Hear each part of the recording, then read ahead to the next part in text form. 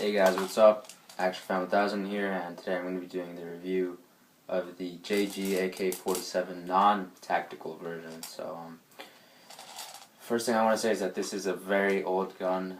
It's about 3 years old. I got it off my friend, and he just didn't play Airsoft at all, really. We got this to play with a while ago, so he never really played that much, and he kind of like messed this gun up. There were a lot of electrical issues, and everything was just, there were screws missing. This was just a mess. So he gave it over to me, and yeah, so that's how I got an AK-47. I don't really like AKs that much because there's not much really anything you can do with them. So I'm more of like an M4 kind of guy, but this gun has a lot of pros and a lot of cons, so you're going to see that later on in the review. But yeah, I just wanted to mention that this gun is really old, and it's still pretty good, so let's get on to the review. The body of the JG AK-47 is full plastic, and it has a metal upper receiver. So one thing I want to say is that this is very like the cheapest metal that you can get. It's very bad quality. It's pot metal, so you can barely tell the difference between the metal and the plastic. It's that bad, but it's pretty light, so that's a good thing, I guess. It wobbles a lot too, which when you're shooting is not that great. But to access the hop-up, you just pull the bolt back, and there you will see the metal hop-up chamber, which is a nice touch. And it's actually a really nice hop up. It's up for less hop, and then you pull it back for more hop. And when you release the bolt, it makes a very nice clack. The JG AK-47 has the standard AK selector switch, and it has, this is safe, full auto, and then semi.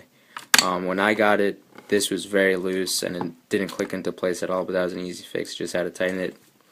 But yeah, it works fine now, only that for me the full auto switch does not work that well. I have to have it like right in the middle, so that's a little inconvenient. Another thing, it also has these markings here. I don't know what that means, but you know, feel free to leave down in the comments what those markings mean.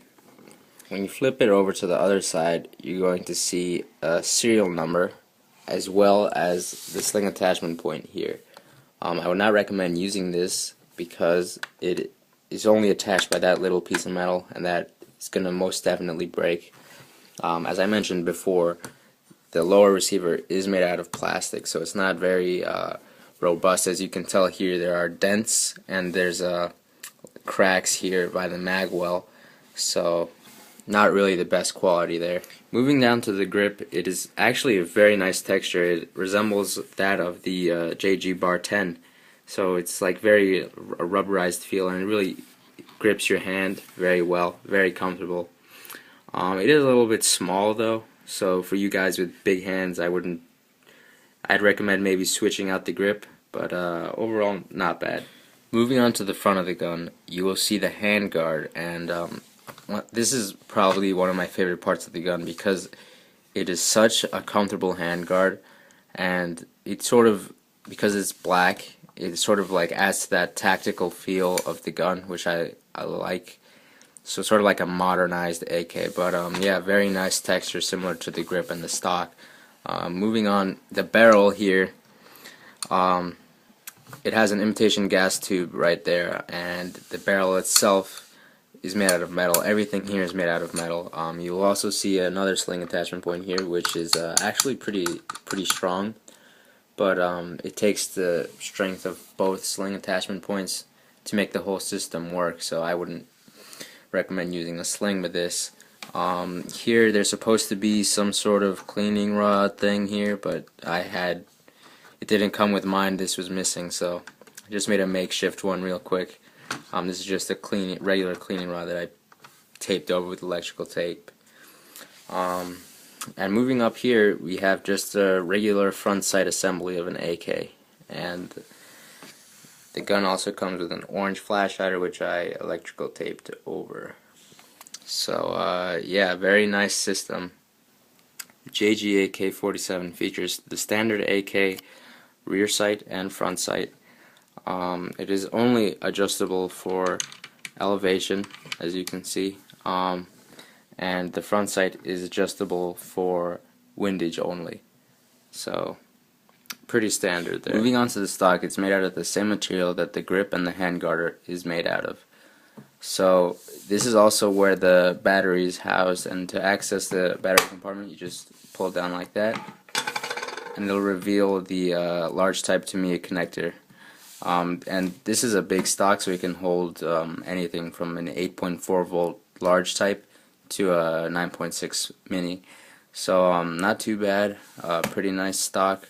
One thing is that mine is really scratched, but this is used, so my friend did that, but yeah, pretty good stock. Okay, so what you're gonna get in the box is basically a battery, a magazine, and because I got this off a friend, this is all I got. But you're gonna get these two things, and then you're gonna get a sling, wall charger, winding wheel thing for the magazine, and a cleaning rod and manual. But I didn't get any of those things. But yeah, basically you're gonna get a NiCad battery, which I recommend replacing. It's an 8.4 volt 1500 milliamp, and just a standard AK mag. It is full metal and it feeds very well. But yeah, that's what you insert the magazine into the AK. All you need to do is angle it forward and it'll just click into place. I found that there is a little bit of wobble, but nothing too serious. The construction of the magazine well and the assembly, just the whole system in general, works out really well. And then to release it, all you need to do is push in the mag well, the mag release there, and it'll just come out like that. Okay, so in conclusion, as you saw in the video, the pros feels very well once you tighten everything up. Very nice texture on the handguard, grip, and the stock. Nice battery space. Shoots very well. Very accurate.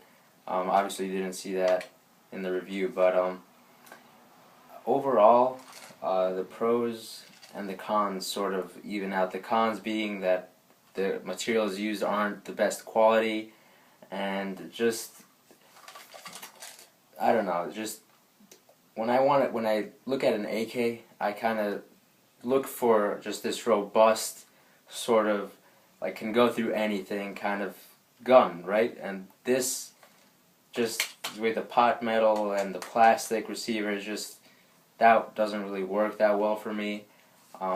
But it is light, so yeah, that's that. I recommend this for beginners, people that are just getting into airsoft and they're looking for something that's maneuverable, like just ready to go out of the box. But yeah, not that bad of a gun. I think that's about it for this review. This is gonna set you back about $100 to $130, depending on where you get it. I'm not even sure if they sell it anymore. FPS wise, I'm not sure, because this gun has been, I don't know, it's like 3-4 years old. So that's gonna be it for this review. Thanks for watching, guys. Stay tuned. I'm gonna do a shooting test real soon. I have other videos as well. I have a review of my AMK Masada and my Glock. So if you're interested, links are gonna be here. Thanks for watching, guys. It's been Action Fan 1000. Peace.